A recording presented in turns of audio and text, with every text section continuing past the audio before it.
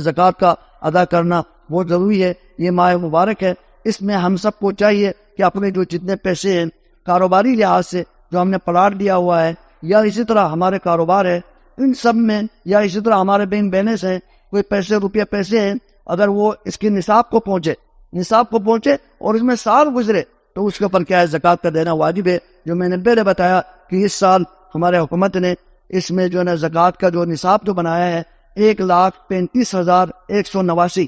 اگر جس کے پاس پیسہ ہو اس کے اوپر سال گزر جائے یا اس کے اگلے سال رمضان میں اس سے زیادہ ہو جائے تو سال کے گزرنے کے بعد 1,00,000 پر 2,500 1,00,000 کے اوپر کیا ہے ضروری ہے. اور یہ زکوٰۃ مستحقین کو دینا ہے، غریب غربا کو دینا ہے. قرآن مجید میں اللہ سبحانہ و تعالیٰ نے 8 مصارف ذکر کیا. عام آدمی کو نہیں دینا، غنی کو، کسی عام آدمی کو نہیں دینا. اللہ سبحانہ و تعالیٰ نے فرمایا انما الصدقات للفقراء والمساکین، فقراء مساکین کے لیے.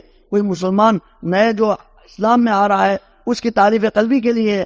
والغارمین، کوئی مقروض آدمی ہے، تاوان والا آدمی ہے، اس کے اوپر ہے. اسی طرح وفی سبیل اللہ، اللہ تعالیٰ کے راستے میں جو مجاہدین ہیں ان کے لیے ہے. اسی طرح جو اللہ کے راستے میں جو دین کی خدمت کے لیے وقف کیے ہوئے ہیں، طلباء کے لیے ہیں، ان کے لیے ہے. والمساکین وابن السبیل، مسافروں کے لیے ہے. والغارمین وفی سبیل اللہ. اسی طرح اللہ سبحانہ و تعالیٰ نے 8 مصارف ذکر کیا ہے. انما الصدقات للفقراء والمساکین والعاملین علیہا. ہاں اسی طرح جو زکوٰۃ کے اوپر جو حکومت کی طرف سے مامور ہے، عامل ہے، اس کے زکوٰۃ کو وصول کرتے ہیں، اگر تقسیم کرتے ہیں، حکومت تک پہنچاتے ہیں. اگر ان کو حکومت کی تنخواہ نہ ہو اسی سے دے دے تو ان کے لیے بھی زکوٰۃ جائز ہے، ان کے لیے بھی زکوٰۃ جائز ہے.